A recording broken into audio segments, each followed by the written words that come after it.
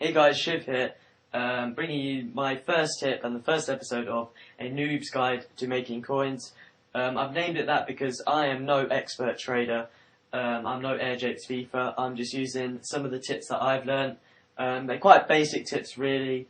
I've got a few complex ones in there. Like next week's, I've used to make about 700k on Ultimate Team, so that's quite a good tip. But this week I've got a really simple tip. I'm trying to keep these videos to about 4 or 5 minutes long. So this week the tip is the 150 start price method.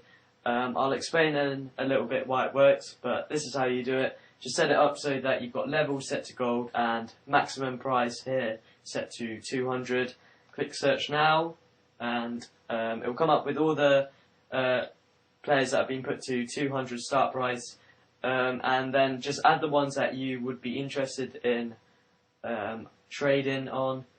So I'm going to add Johnson here and Julio Cesar. And just put players that you think you'll be able to get in your budget. I've obviously got a lot of coins to play with here, so I'll be able to add a lot of these. I'm really looking for players that I can make a big profit on. Another thing is to look out for formations.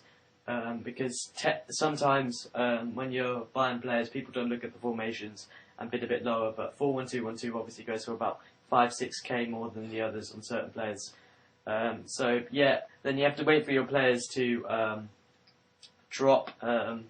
So I've got a few players added. I've added these a bit earlier.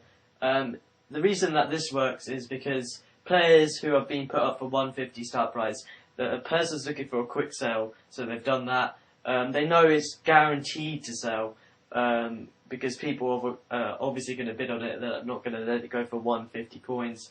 And basically, when people are bidding on these players, it's mainly traders that are looking to buy these players. So they want to buy the player fairly cheap. So the player is always going to go under the lowest bid on the market, unless you get an absolute retard who goes and bids on it. But generally, if the lowest buy now is 10k, someone isn't going to go bid 12k on the player, because that would be stupid when you could buy one for 10k. So the thing with these is that they will always go cheaper than the lowest bid. And when there's not many people on Ultimate Team, at non-peak hours, you could definitely pick up these players a lot cheaper. I use it quite often, and hopefully you can pick up the player 1-2k cheaper. But again, you've got to look out for EA tax. Just remember that for every 10k you get taxed 500 coins. By 10k I mean 10,000 coins. So for every 100,000 you get taxed 5,000 coins. So just bear that in mind when you're buying these players. Hopefully you get two types of people bidding on these players. You've got the one person who actually genuinely wants to buy the player.